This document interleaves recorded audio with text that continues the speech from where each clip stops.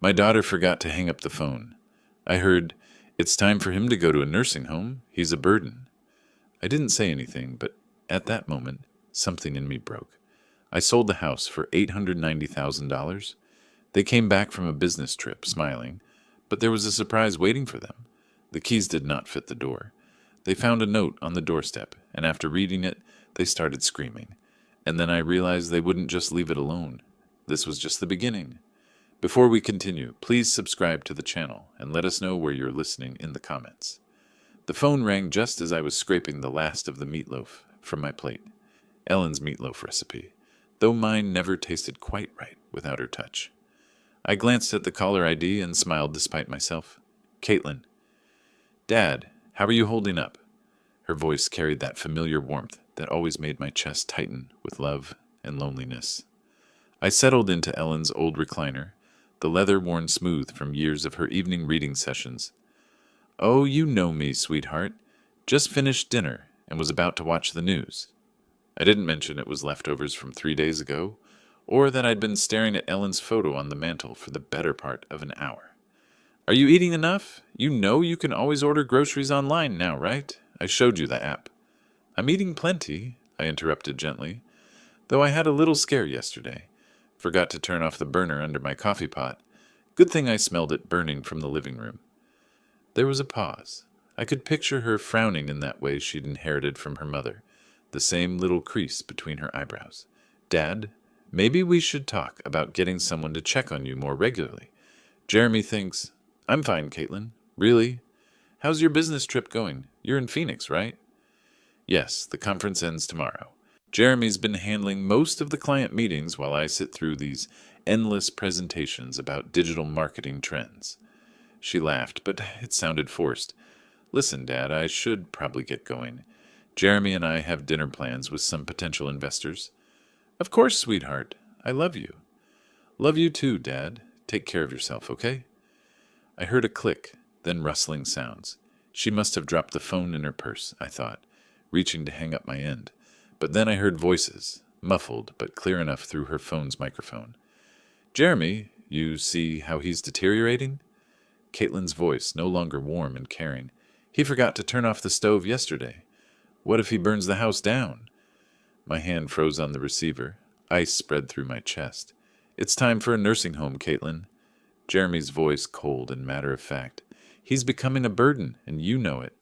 Your dad's a good man, but he can't live alone anymore." "The house is worth almost $1 million now." Caitlin's tone had shifted to pure calculation. "With Denver's market, we could probably get 900,000, maybe more." "Exactly." Jeremy sounded pleased. "We could sell it, put him somewhere decent, not too expensive, and finally buy that house in Boulder we've been looking at, the one with the mountain view." My daughter laughed, actually laughed. "God, Jeremy, you should have seen him tonight. So grateful just to hear from me. He has no idea we're planning this. The longer we wait, the more confused he'll get. We should strike while he still trusts us completely." The phone slipped from my numb fingers, clattering onto the hardwood floor Ellen and I had installed together 23 years ago. Every board laid by my own hands, every nail driven with thoughts of our family's future. I sat in the sudden silence of my empty house, staring at Ellen's photograph. Her eyes seemed to bore into mine with an expression I couldn't quite read. Disappointment? Warning? Or maybe just the terrible knowledge that comes to those who've already left this world. The grandfather clock in the hallway, Ellen's anniversary gift to me 15 years ago, ticked steadily in the growing darkness. Outside, the first spring crickets began their evening song in the garden Ellen had planted, and I still tended. Something cold and hard settled in my chest, replacing the warmth I'd felt hearing my daughter's voice just moments before. My hands, weathered from decades of construction work, slowly curled into fists. They thought I was a burden. They thought I was confused, helpless, ready to be managed and discarded. They were already spending my money, already planning their new life in my grave. But I wasn't dead yet, and I wasn't nearly as confused as they believed. I don't know how long I sat there in the dark, Ellen's face watching me from the silver frame on the end table. The house felt different now, as if the walls themselves had heard my daughter's betrayal and were holding their breath. My legs felt unsteady when I finally stood to turn on the lamp. The warm light fell across the living room we'd furnished piece by piece, each item chosen with care and saved for with sacrifice. The burgundy sofa where Caitlin used to curl up doing homework, the coffee table I'd built in the garage, sanding it smooth while she played at my feet. I walked to the kitchen and opened the drawer where I kept old receipts and papers. My fingers found the folder I was looking for without conscious thought. 20 years of financial records I'd never thrown away because Ellen always said, "You never know when you might need them." University of Colorado. Tuition receipts. $48,000 over 4 years. I remembered those double shifts, coming home with concrete dust in my hair and plaster under my fingernails. Ellen would have coffee waiting and would massage my shoulders while I paid bills at this very kitchen table. "Roy, you're working yourself to death," she'd said one night, watching me calculate how to afford Caitlin's spring semester. "She deserves better than we had, Ellen. She's smart enough for anything." Ellen had kissed the top of my head. "Just don't give her so much that she forgets to be grateful." I should have listened. God, I should have listened. The wedding receipts were in there too.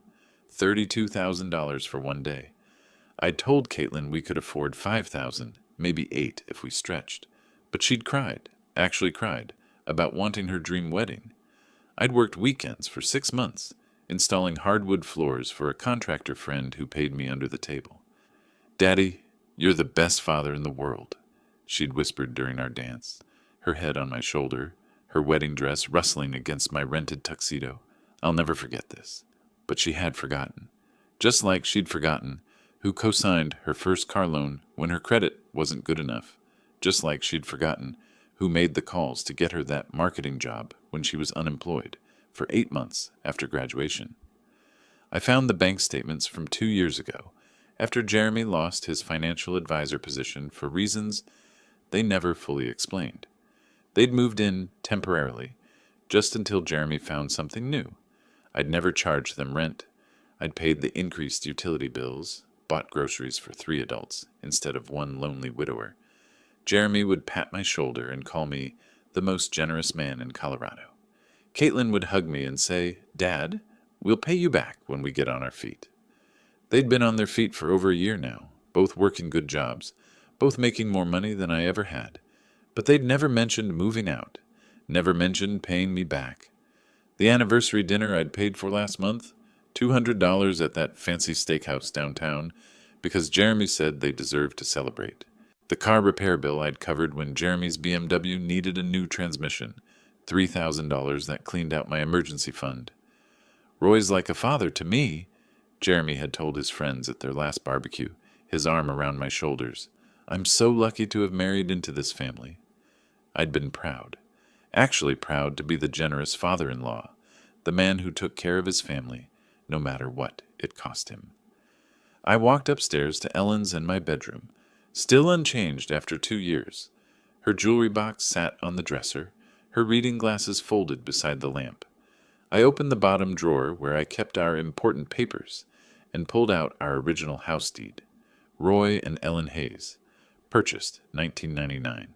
No liens, no co-signers, no complications.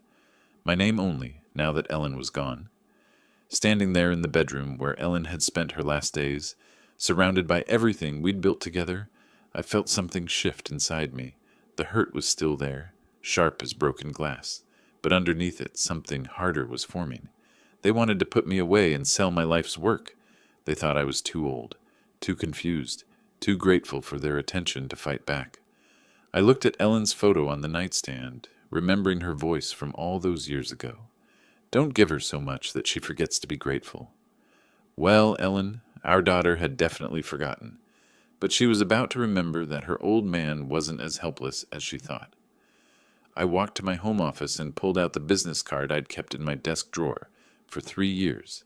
Todd Fisher, real estate attorney. Ellen had insisted we meet with him after her cancer diagnosis, just to make sure our affairs were in order. It was time for another consultation. The next morning I walked through my house like a stranger seeing it for the first time. But instead of seeing home, I was seeing what Caitlin and Jeremy saw: square footage, market value, liquid assets. In the kitchen, I ran my hand along the granite countertop I'd installed myself, working by lamplight after my regular job, because we couldn't afford to hire contractors. Ellen had picked out the pattern, speckled gray with veins of gold that caught the morning light. She'd made coffee on this counter every morning for 16 years, until the cancer took her strength away. I remembered the Christmas morning when 3-year-old Caitlin took her first wobbly steps right here, from the refrigerator to Ellen's outstretched arms. We'd both cried with joy, Ellen scooping our daughter up and spinning her around while I scrambled for the camera.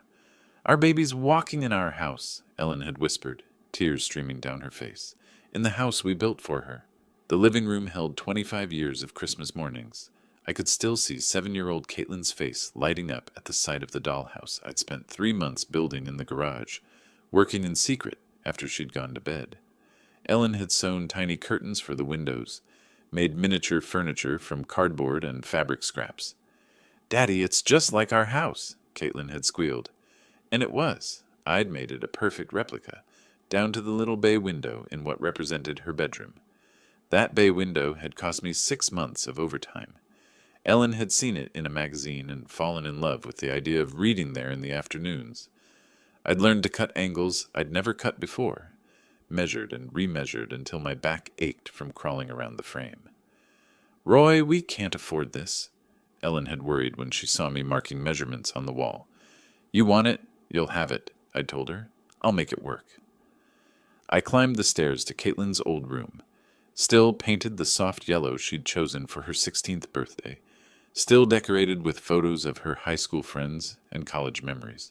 The room where I'd rocked her through colicky nights as a baby, where Ellen and I had helped her with algebra homework at the small white desk I'd built to fit perfectly under the window. The master bedroom was the hardest. Ellen's side of the bed still had her water glass on the nightstand, her bookmark still marking page 247 of the novel she'd never finish. I'd built these walk-in closets with my own hands, custom designed to fit Ellen's height perfectly. Her clothes still hung there, still smelling faintly of her perfume.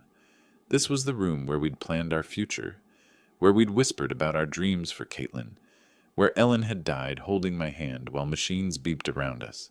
"Promise me you won't let them take advantage of you," she'd said near the end, her voice barely a whisper. "You're too good, Roy. Too generous. Promise me you'll take care of yourself." I'd promised, but I hadn't kept that promise, had I? In my home office, I found the folder of construction photos Ellen had kept. Pictures of me laying the foundation in the spring of 1999, 25 years younger and 50 pounds stronger. Me and my crew installing the frame, Ellen in her hard hat bringing us lemonade on hot summer days, her belly just starting to show with Caitlin. The financial records from those years told the story Ellen's photos couldn't. Second mortgage. Personal loan from my brother. Ellen taking a part-time job at the school district to help with materials costs. We'd eaten beans and rice for months, drove cars held together with prayer and duct tape. But we'd built this house with our sweat, our sacrifice, our love for each other, and for the family we were creating.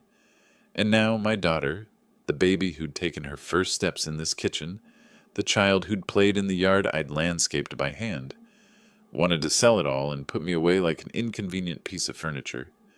I picked up Todd Fisher's business card from my desk drawer. The edges were worn from 3 years of handling, but the phone number was still clear. Caitlin and Jeremy thought they were dealing with a confused old man who'd be grateful for any scrap of attention they threw him. They thought I was weak, helpless, ready to hand over my life's work without a fight. They were about to learn just how wrong they were. I dialed Todd's number and listened to it ring, my hand steady as stone. Outside, the spring morning was bright and clear, the kind of day Ellen used to love, the kind of day for new beginnings. The law offices of Fisher and Associates occupied the second floor of a modest brick building on Colfax Avenue, the kind of place that specialized in helping regular people with real problems rather than impressing corporate clients. I'd chosen my best suit, the charcoal gray one Ellen had picked out for me to wear to her funeral, and arrived 15 minutes early, my hands only slightly trembling as I signed in at the reception desk. Todd Fisher was younger than I'd expected, maybe 55, with graying temples and the patient demeanor of a man who'd heard every family horror story twice.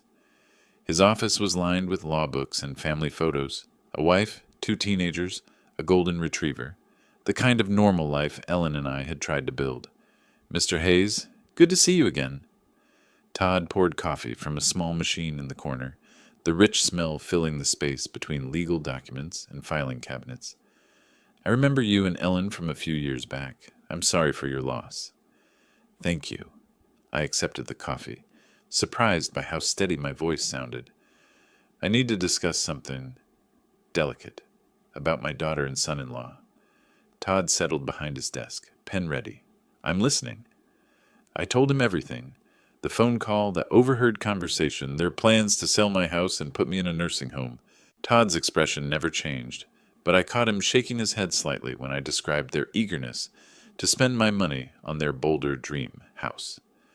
Unfortunately, Mr. Hayes, this scenario is more common than you'd think. Todd set down his pen and leaned back in his chair. Adult children often assume they know what's best for their aging parents, especially when valuable assets are involved. But they can't actually do anything, can they? I mean, legally. Let's start with the basics. The house is titled in your name only since your wife's passing, correct? That's right. Ellen and I owned it jointly, but when she died, it transferred to me automatically. Then legally speaking, your daughter and son-in-law have absolutely no claim to your property. They cannot sell it, cannot force you into a care facility, cannot make any decisions about your assets without your explicit consent. Todd pulled a legal pad from his drawer and began making notes. The house belongs to you, period. Relief flooded through me, followed immediately by something sharper. So if I wanted to sell it myself, you could put it on the market tomorrow if you chose to. It's your property, your decision. Todd looked up from his notes.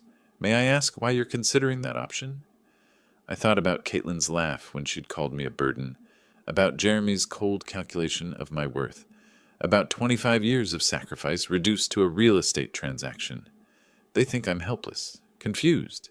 They think they can manage me like a piece of property.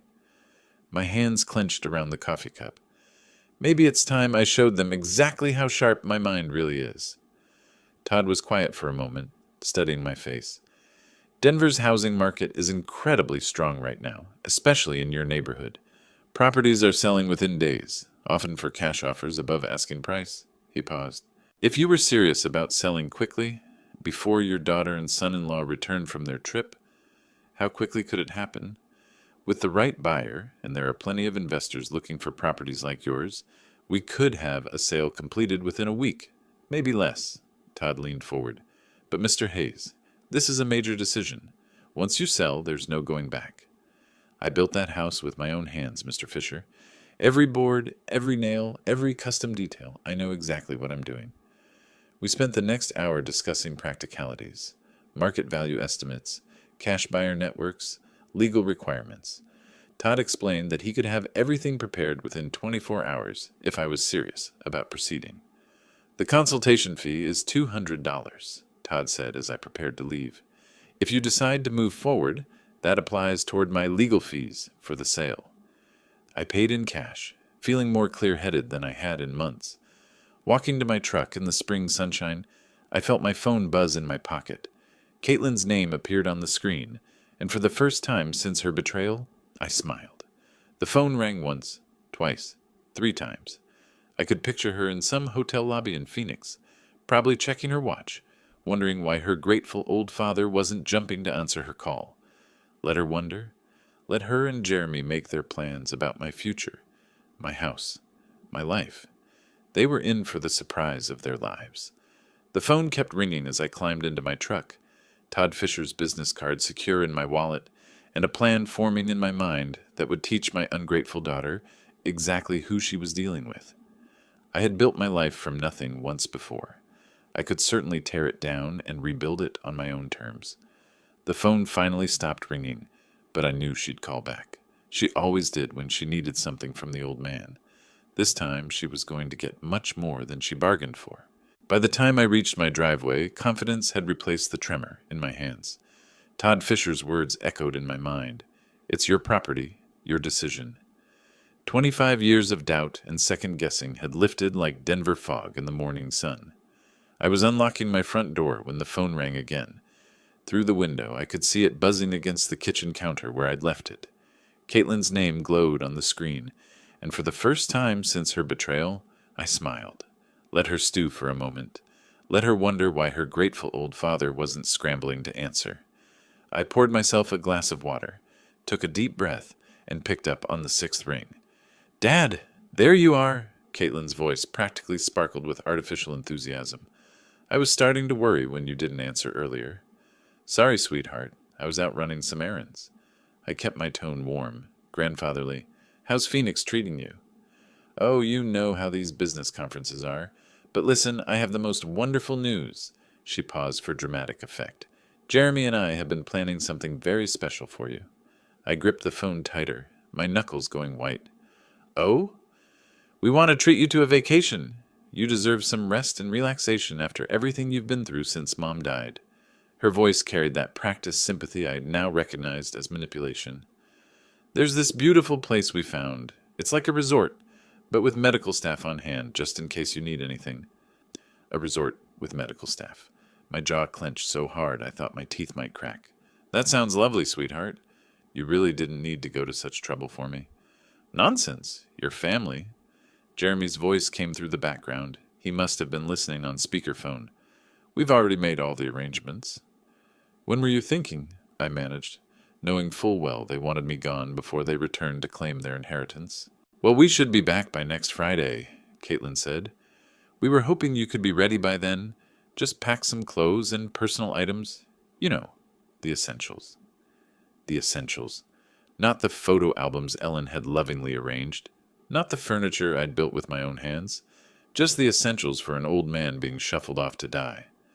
"Actually, Caitlin, I have a surprise for you too when you get back." "Oh, Dad, what kind of surprise?" She sounded genuinely pleased, probably imagining I'd signed papers or made their job easier somehow. I walked to the bay window I'd built for Ellen, looking out at the garden she'd planted, the porch swing where we'd spent countless evenings planning our future. "It's something I've been working on since our last conversation. I think you'll be very surprised." "You're so sweet, Dad. We'll talk about everything when we get home, okay? Get some rest, and we'll take care of everything else." Sweet. She called me sweet while planning to steal my life. "I will, sweetheart. I love you." "Love you too, Dad. See you Friday." The line went dead, and I set the phone down with hands steadier than they'd been in weeks. I walked to my home office and opened my laptop, the screen glowing to life with possibilities I'd never considered before. My fingers hovered over the keyboard for just a moment before I typed, "Real estate agents, Denver." The search results filled my screen like ammunition in a war I was finally ready to fight. I'd always been methodical. 25 years as a construction engineer had taught me to research thoroughly before making any decision. Tonight, that methodical nature would serve a different purpose. I clicked through agent profiles, comparing success rates and client testimonials, like I used to compare structural steel suppliers. Cherry Hills, Highlands Ranch, University Hills, neighborhoods where houses sold for the kind of money Caitlin and Jeremy were already spending in their dreams. One name kept appearing in the top results: Brian Connor, 43 years old, specialized in quick sales, averaged 18 days from listing to closing. His photo showed a professional smile and confident eyes, the kind of man who could make things happen fast. His testimonials were exactly what I needed to see. Brian sold our house in 6 days. Cash buyer lined up within 48 hours. Smooth closing, no complications. I stared at his direct phone number, prominently displayed beneath his credentials. This was it, the moment that would set everything in motion. Once I made this call, there would be no going back to being the grateful, manageable old man my daughter expected. Ellen's photo on my desk seemed to be watching me. I could almost hear her voice. "Roy, are you sure about this?" I was sure. More sure than I'd been about anything since her funeral. I dialed Brian Connor's number with steady fingers. "Brian Connor, Connor Real Estate. How can I help you?" "Mr. Connor, my name is Roy Hayes. I'm interested in selling my house quickly. How fast can these things actually happen?" "Well, Mr. Hayes, that depends on several factors. But with the right property and pricing strategy, I've closed deals in as little as 10 days with cash buyers. What kind of timeline are you looking at?" 10 days.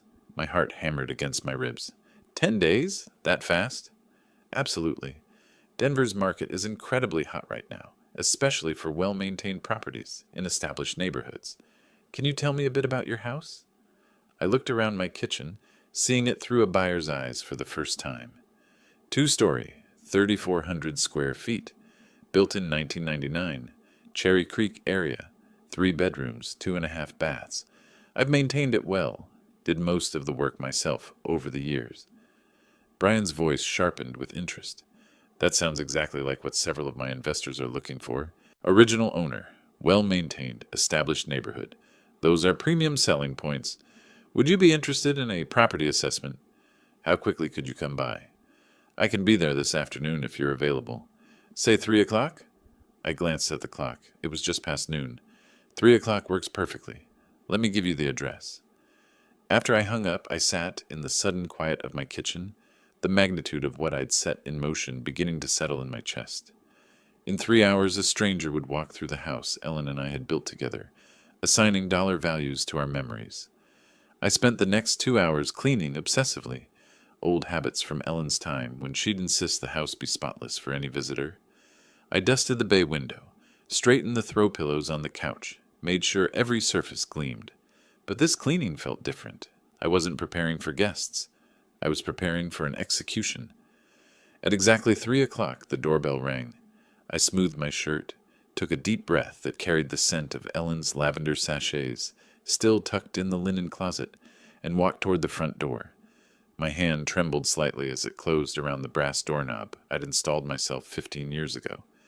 Beyond this door waited either my salvation or my damnation. I turned the handle and opened the door to my future. Brian Connor looked exactly like his photo, professional but approachable, early 40s, with the kind of confident bearing that came from years of successful deals. He carried a leather portfolio and tablet, and the moment he stepped inside, his eyes went wide. Wow! He stopped in my entryway, his gaze traveling up the crown molding I'd installed by hand to the hardwood floors Ellen and I had selected together. Mr. Hayes, this is exactly what I was hoping for. I watched him take in the details. The way the afternoon light streamed through Ellen's bay window, the seamless flow from living room to dining room that I'd achieved by removing a load-bearing wall and installing a beam. His appreciation was genuine, professional. You weren't kidding about maintaining this place. He pulled out his tablet and started taking photos.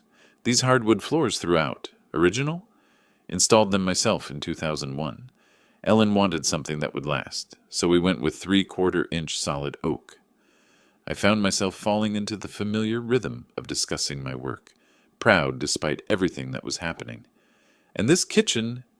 Brian stopped at the granite countertop, running his hand along the edge. Custom installation? Every inch. Ellen picked the pattern, said the gold veining reminded her of sunlight. My voice caught slightly. I spent 3 weekends getting the measurements perfect. Brian was typing notes on his tablet, photographing the custom cabinets, testing faucets and outlets with the thoroughness of someone who knew what buyers wanted. Mr. Hayes, I have to be honest with you. In my 15 years doing this, I rarely see properties maintained to this standard. I'm an engineer, was an engineer. I believe in building things right the first time. It shows. He gestured toward the living room. May I? I nodded, following him as he admired the open floor plan, the built-in bookcases flanking the fireplace, the way Ellen's decorating choices had turned our construction project into a home. This bay window, custom work, built it for my wife. She wanted a reading nook. I could picture her there with her mystery novels and afternoon tea, her reading glasses perched on her nose. Brian was taking measurements now, his excitement barely contained. Mr. Hayes, I need to show you some comparable sales. He pulled up listings on his tablet. Similar properties in this area have been selling for $850,000 to $920,000. My chest tightened. That was more than Caitlin and Jeremy had estimated in their cruel conversation. But given the condition and custom features of your home, I'm thinking we price it at $890,000. That should move it quickly while getting you top dollar. $890,000. I sat down heavily in Ellen's reading chair, the numbers spinning in my head. That much? I managed. Mr. Hayes, you're sitting on a gold mine. Properties like this don't come on the market often, especially not in this condition. Brian's voice carried the confidence of someone who knew his business. I actually have an investment group that's been looking for exactly this type of property. What kind of investment group? They specialize in high-quality rental properties in established neighborhoods. They pay cash. No financing contingencies. No repair negotiations. They can close in 10 business days. 10 business days. Caitlin and Jeremy would return from Phoenix in 8 days, expecting to find their grateful, manageable father ready to be shipped off to their resort. What's the catch? Why so fast? Brian smiled. No catch. Cash means no loan delays, no appraisal contingencies that could kill the deal. They do their own inspections, but frankly, your house is in better shape than most new construction I see. I looked around the living room where Caitlin had taken her first steps, where Ellen and I had hosted Christmas mornings and birthday parties and quiet Sunday afternoons, reading the paper together. When would I need to be out? Standard contract gives you 30 days after closing, but they're flexible if you need more time. The main thing is getting clear title and completing the paperwork. I thought about Caitlin's voice on the phone, calling me sweet while planning to steal my life. I thought about Jeremy's cold calculation, reducing me to a burden to be managed. I thought about Ellen's warning about being too generous, too trusting. Let's do it. Brian's professional mask slipped for just a moment, revealing genuine excitement. Excellent choice, Mr. Hayes. Let me call them right now. I watched him dial, heard him describe my property with the enthusiasm of someone who'd found buried treasure. Cherry Creek area, original owner, immaculate condition, custom features throughout. He ended the call with a broad smile. They want to move forward immediately. I can have the initial contracts ready by tomorrow morning. The sun was setting through Ellen's bay window, casting golden light across the room where I'd just agreed to sell 25 years of my life. But for the first time since that devastating phone call, I felt something that had been missing for too long. Control. How does 9 a.m. sound? The question hung in the air like smoke, and I realized Brian was waiting for an answer that would change everything.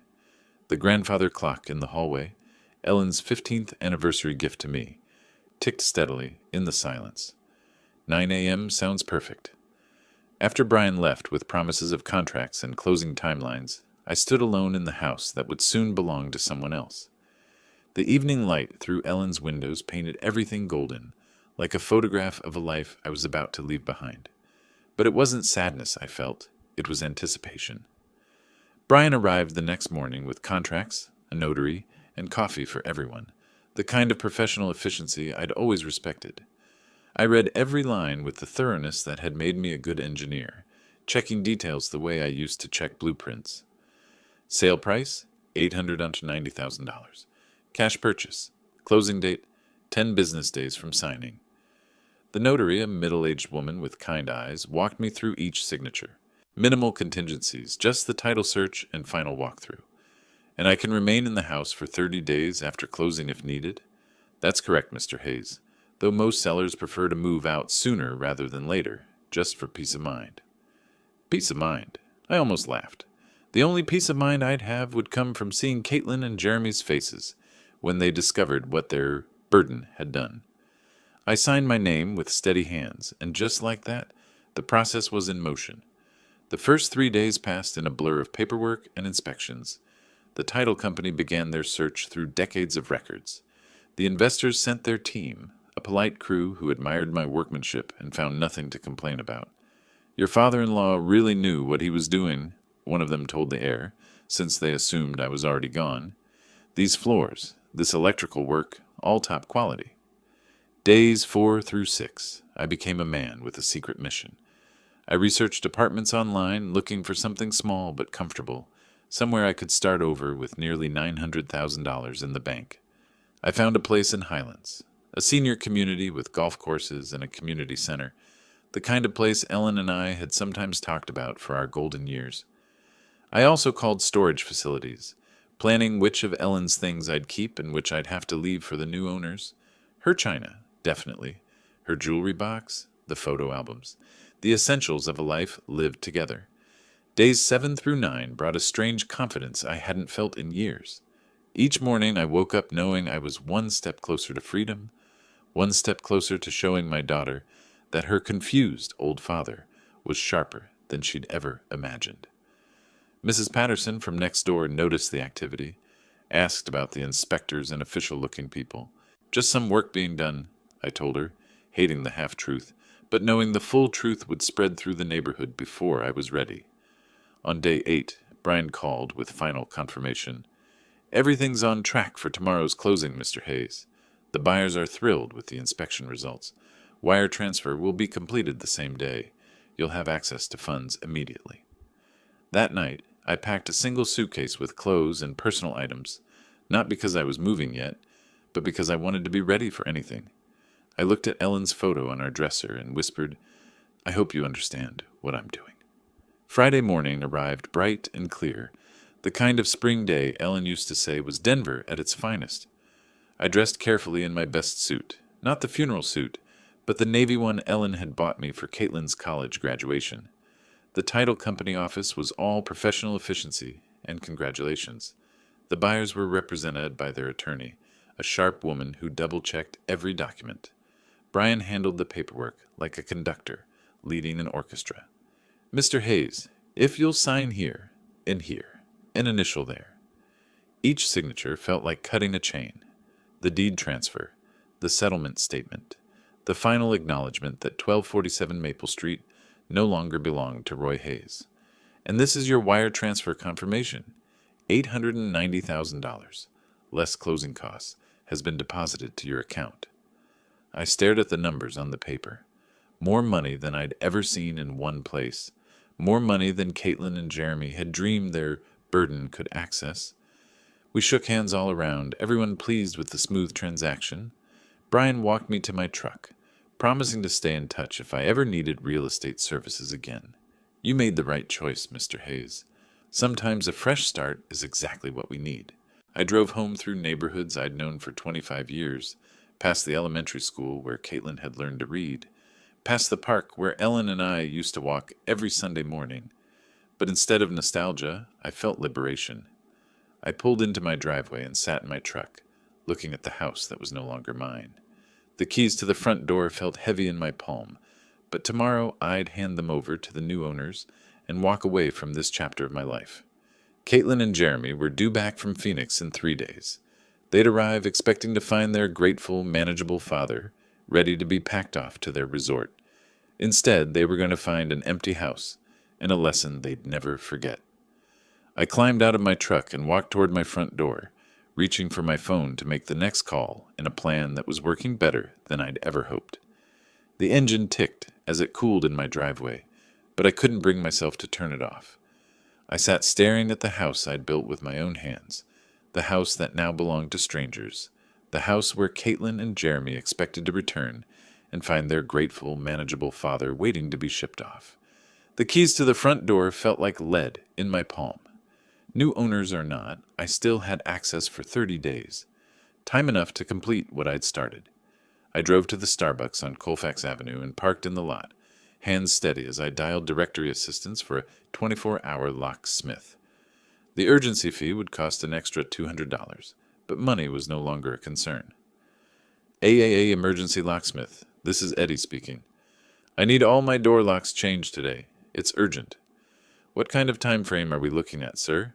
As soon as possible. I can pay cash. I can be there in 2 hours. Address? Back at the house, I waited for Eddie in my truck, watching Mrs. Patterson water her garden next door. She waved and I waved back, my chest tight with the knowledge that I was lying to everyone who cared about me. Eddie arrived in a van full of tools and hardware, a man in his 50s who'd clearly seen every kind of lock emergency Denver had to offer. Security issue, sir? He asked, studying my front door. New ownership situation. Better safe than sorry. He nodded like he'd heard it before and got to work. I watched him remove the locks I'd installed 15 years ago, the brass hardware Ellen had picked out because it matched our door knocker. These are quality locks, Eddie commented as he worked. Somebody knew what they were doing when they installed them. That was me. I like things done right. The new locks were silver instead of brass, modern instead of traditional. They clicked differently when Eddie tested them, a sharper, more mechanical sound than the old ones. Here are your new keys, sir. 3 copies of each, front door, back door, and garage side entrance. Eddie handed me a ring of keys that felt foreign in my palm. That'll be $450 with the emergency fee. I paid in cash from my wallet, knowing there would be no paper trail connecting Roy Hayes to this transaction. After Eddie left, I stood in my empty house and began the hardest part, packing 25 years of life into what I could carry. Ellen's jewelry box went into my suitcase first, along with our wedding photos and the novel she'd been reading when she died, bookmarks still marking page 247. My engineering certificates, our important documents, Ellen's favorite cookbook with the handwritten notes in the margins. I left almost everything else. The furniture that told our story would have to stay. The photo albums chronicling Caitlin's childhood. Ellen's clothes, still hanging in our closet, still carrying the faint scent of her perfume. While I packed, I called Sunset Manor Apartments on my phone, explaining that I needed a furnished one-bedroom immediately. "We have a lovely unit available for immediate occupancy," said Mrs. Chen, the property manager. "Month-to-month lease if you prefer flexibility." "I'll take it." I met Mrs. Chen at the apartment complex an hour later, a modest but clean building designed for seniors, with a community center and well-maintained grounds. The one-bedroom unit was simple but comfortable, furnished with everything I needed to start over. "Cash deposit is perfectly fine, Mr. Hayes. When would you like to move in?" "Tonight." Mrs. Chen's eyebrows rose slightly, but she didn't ask questions. I signed the lease and handed over first month's rent plus deposit, nearly $3,000 that would have seemed impossible to spend casually just 2 weeks ago. Loading my car in the gathering dusk, I caught Mrs. Patterson watching from her window. She waved again, and I felt the weight of all the relationships I was severing, all the connections Caitlin and Jeremy had forced me to cut. I took one last walk through the empty rooms, my footsteps echoing differently now that the house belonged to someone else. In the kitchen, where Ellen had taught Caitlin to bake Christmas cookies. In the living room, where we'd watched Caitlin open presents on Christmas morning. In our bedroom, where Ellen had taken her last breath while I held her hand. "I'm sorry, honey," I said aloud to Ellen's memory, "but you'd understand. You always said I was too generous for my own good." I locked the new locks and drove away from Maple Street for what might be the last time, my rear-view mirror full of the life I was leaving behind. The sun was setting when I arrived at Sunset Manor, my car loaded with the essentials of my existence. I carried my suitcase to my new front door, fumbling with unfamiliar keys to unfamiliar locks. Inside the small apartment, I dropped my suitcase and immediately reached for my phone. The final phase of my plan required one more call, one more piece of the puzzle that would give Caitlin and Jeremy the surprise of their lives. The apartment felt like a motel room, functional but soulless, with generic furniture and the lingering smell of industrial carpet cleaner. I stood holding my phone, Ellen's photo already positioned on the nightstand, trying to decide which bank would best protect nearly $900,000 from the children who thought they deserved it. I opened my laptop on the small dining table and began researching banks that specialized in large deposits. Colorado Community Bank caught my attention, smaller than the major chains with a focus on personal service and discretion, exactly what I needed. "Colorado Community Bank, Private Banking Division. This is David Morrison." "Mr. Morrison, my name is Roy Hayes. I need to open an account for a substantial deposit, around $890,000. The brief pause on the other end told me David was recalculating his day. "We'd be absolutely delighted to work with you, Mr. Hayes. When would be convenient for a consultation?" "Monday morning, 9 a.m.? "Perfect. I'll have everything prepared." The weekend stretched ahead of me like uncharted territory. I'd never lived anywhere but the house Ellen and I built together. This tiny apartment felt like exile. But it was exile by choice. My choice, not theirs. Saturday morning, I made coffee in the unfamiliar kitchenette and methodically unpacked my belongings. Ellen's jewelry box on the dresser, my engineering awards on the bookshelf, our wedding photo beside the bed where I'd sleep alone in a space that had never known Ellen's presence.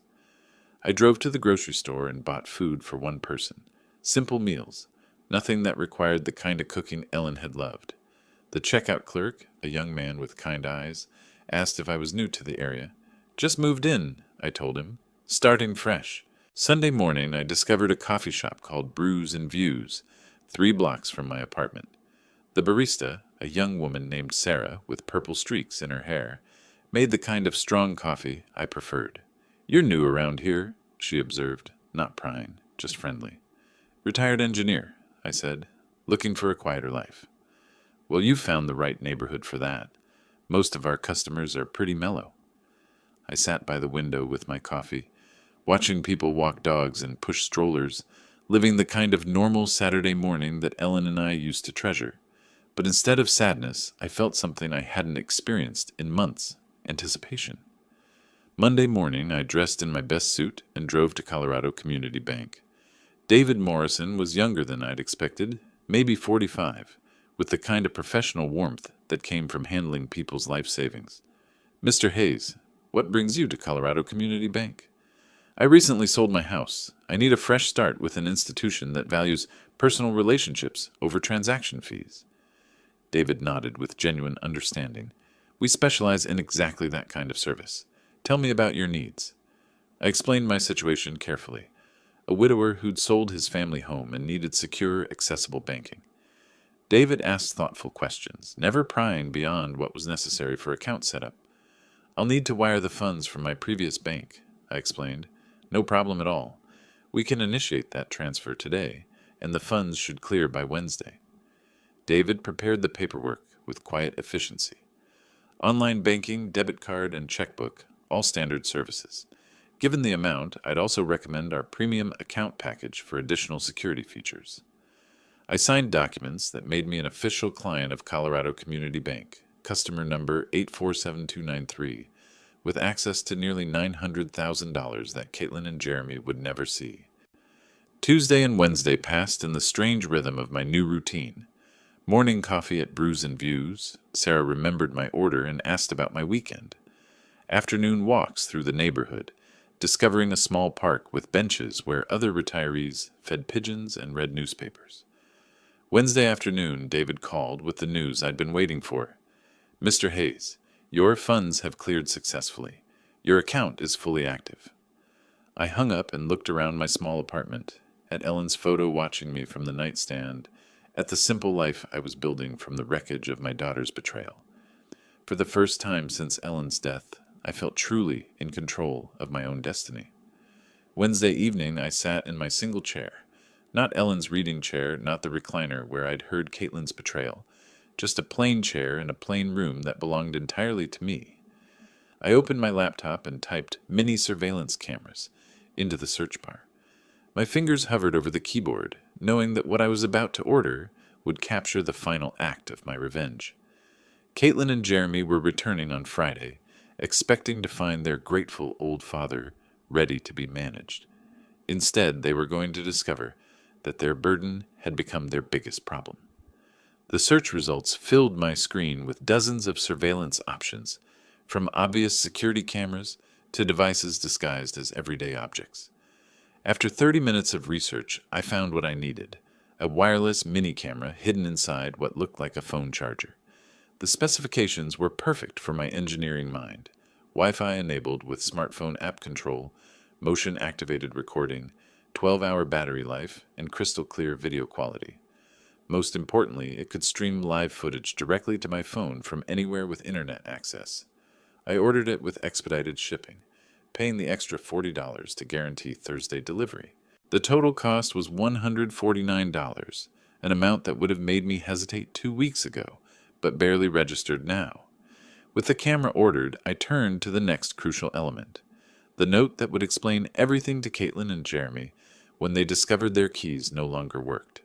The first draft was too angry, too raw with the pain of their betrayal. The second was too cold, missing the personal devastation they'd caused. By the third draft, I found the right tone: dignified but devastating, loving but final. I wrote in my careful engineer's handwriting, the penmanship Ellen had always admired: "Dear Caitlin and Jeremy, if you're reading this, it means my plan worked perfectly. I heard your phone conversation about putting me in a nursing home because I'm becoming a burden. I heard you calculating how much money you'd make selling my house. The house has been sold for $890,000 cash. The money is safely in my new bank account, where it will stay. I've moved to a place where I'm appreciated, not tolerated. Don't worry about me. worry about your own housing situation. Your belongings have been packed and are being stored at Denver Moving and Storage on Colfax Avenue. You have 30 days to claim them before storage fees begin. I gave you everything I had for 42 years. You repaid me by planning to warehouse me so you could steal my life's work. I hope the lesson was worth the cost. Love, Dad. Thursday morning, the FedEx truck arrived at my apartment with a small box containing my surveillance equipment. I spent an hour in my kitchen testing the device and learning the smartphone app. The video quality was remarkably clear, the audio sharp enough to catch whispered conversations. Thursday afternoon, I drove to my former house for the last time. I used the garage door opener I'd never given Caitlin and Jeremy, parking inside to avoid questions from neighbors. My hands shook slightly as I approached the front door with my new keys. Inside, the house still smelled like home. Ellen's lavender sachets, the lemon oil I used on the wooden furniture, the faint residue of 25 years of family dinners. But there were new additions that made my chest tight. Caitlin and Jeremy's suitcases by the stairs, their mail scattered on the kitchen counter, evidence that they'd been treating my house as their personal storage facility while planning my exile. I positioned the camera charger by the front door outlet, angling it perfectly to capture anyone entering. The view through my phone app showed the entire entryway, including the spot where I planned to hang my note. I tested the motion detection, walking in and out of frame until I was satisfied the system would capture every moment of their return. Then I taped the envelope to the inside of the front door at eye level, where they couldn't possibly miss it. Standing in my living room one final time, I touched the mantel where Ellen's photo had sat for 23 years. The new owners would put their own family photos there, create their own memories in the rooms Ellen and I had filled with love. "It's done, sweetheart," I whispered to Ellen's memory. "Justice served." I locked the house with my new key, tested the camera feed one more time from my car, and drove back to my apartment. The motion detector was armed, the battery fully charged, and my phone ready to alert me the moment Caitlin and Jeremy discovered their keys no longer worked. Back in my apartment, I sat in my chair with my phone in my hand, watching the empty doorway through the camera app. The timestamp showed 6:30 p.m. Thursday evening. Tomorrow, Caitlin and Jeremy would return from their business trip, probably discussing their nursing home plans and already spending my money in their minds. They had no idea their grateful old father had become their worst nightmare. I woke Friday morning with the anticipation of a man about to witness justice after years of injustice. My coffee tasted better than it had in weeks, and even the small apartment felt less confining as I settled into my chair with my phone, the camera feed showing my empty former doorway. 4:30 p.m. They should arrive soon. I'd memorized their travel patterns. Caitlin always insisted on leaving Phoenix by noon to avoid traffic, and Jeremy drove exactly the speed limit. They'd be pulling into my driveway within the hour. I looked at Ellen's photo on my nightstand. "I hope you understand what I'm doing, honey." They left me. No choice. 5:15 p.m. My phone buzzed with motion detection. A black SUV, Jeremy's car, pulled into the driveway of my former house. My heart hammered against my ribs as I watched the screen. Caitlin stepped out first, stretching after the long drive. Jeremy emerged from the driver's side, pulling their suitcases from the back. They moved with the casual confidence of people coming home to claim their inheritance. I watched them approach the front door, Caitlin fishing her keys from her purse, while Jeremy set the luggage down. She inserted her key into the lock I'd had changed just yesterday. The key didn't turn. Caitlin frowned, examining her keyring. She tried again, jiggling the key with growing frustration. "That's weird," her voice came through my phone's speaker. "My key's not working." Jeremy stepped closer, his expression shifting from tired to concerned. "Let me try the back door." I watched him disappear around the side of the house, while Caitlin continued struggling with the front lock. When Jeremy returned 3 minutes later, his face had darkened with alarm. "Back door's locked too, and the garage remote isn't working?" His voice carried the edge of panic I'd hoped to hear. "Caitlin, someone changed these locks." "What? That's impossible. Dad doesn't even know any locksmiths." Jeremy studied the front door more carefully, his financial advisor's mind recognizing trouble when he saw it. "These are brand new locks. This isn't an accident." Caitlin pulled out her phone with shaking fingers. "I'm calling Dad." I watched her dial my old landline, the number I'd had disconnected 3 days ago. After several rings, her face crumpled with confusion. No answer. It's not even going to voicemail. Try his cell phone. He doesn't have a cell phone, remember? We talked about getting him one for emergencies. Her voice cracked with the first hint of real fear. Jeremy was examining the windows now, his earlier confidence completely evaporated. There, that one's unlocked. I can boost you up. I watched my daughter climb through the kitchen window I deliberately left unlatched, her business suit catching on the frame. She disappeared inside, and moments later the front door opened from within. Jeremy entered with their suitcases, and both of them stopped dead when they saw the white envelope taped to the door at eye level. Caitlin's hand trembled as she pulled down the envelope with her name and Jeremy's written in my careful script. I leaned forward in my apartment chair, phone clutched in both hands, as she tore open the seal. Her eyes moved across my words, Jeremy reading over her shoulder. I watched their faces change, confusion to shock, to disbelief, to horror. He sold the house? Caitlin's voice rose to a near shriek. How could he do this to us? Jeremy snatched the note from her hands, reading it again as if the words might change. That manipulative old bastard. He was playing us the whole time. $890,000, Caitlin was crying now, her careful makeup streaking down her cheeks. He kept it all. That money was supposed to be our future. Your future, Jeremy snapped, his mask of devoted son-in-law finally slipping. This is your father, Caitlin. You should have handled this better. My fault? She whirled on him, years of suppressed resentment boiling over. You're the one who said he was becoming a burden. You're the one who pushed for the nursing home. Well, he was a burden. Look what he's done to us. Jeremy gestured wildly around the room that was no longer theirs. We're homeless. Our lease expires next week. The beautiful irony wasn't lost on me. They were fighting in my living room about being homeless, just as they'd planned to make me homeless in their nursing home. Call a lawyer, Caitlin said desperately. There has to be something we can do. He can't just sell the house without telling us. With what money? Jeremy's voice dripped with contempt. In case you forgot, I lost my job 6 months ago, and your marketing salary barely covers our car payments. Then get another job? Where? Do you think financial firms are lining up to hire advisors who got fired for questionable transactions? I watched my daughter's face crumble as she realized the full scope of their situation. No house, no inheritance, no savings, and Jeremy's unemployable status finally revealed. How could he be so cruel? She whispered. The same way you were cruel when you called him a burden and planned to warehouse him. Jeremy shot back. The old man was smarter than both of us. Through my phone screen, I watched them collapse into my old furniture that would be gone tomorrow when the new owners took possession. Caitlin buried her face in her hands, while Jeremy stared at my note, with the expression of a man who'd finally understood he'd been outplayed. I turned off the camera feed. I'd seen enough. Walking to my small kitchen, I opened the bottle of Ellen's favorite wine I'd saved from the house, a 2018 Bordeaux we'd been saving for a special occasion that never came. I poured myself a glass and raised it toward Ellen's photo.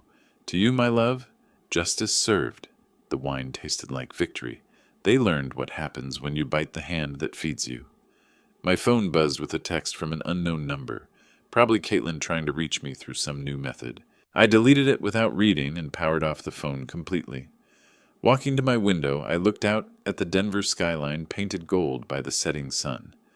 Somewhere across the city, my daughter and her husband were facing the consequences of their cruelty. Somewhere in my former house, they were learning that their burden had become their biggest problem. For the first time in 2 years, since Ellen's death, I felt completely free. I was no longer anyone's burden. I was my own man again, with my own money, my own choices, and my own future stretching ahead like an open road. Roy Hayes had left the building, and he was never coming back. If you liked this story, please like this video, subscribe to the channel, and share your impressions of this story in the comments. To listen to the next story, click on the box on the left. Thank you for watching.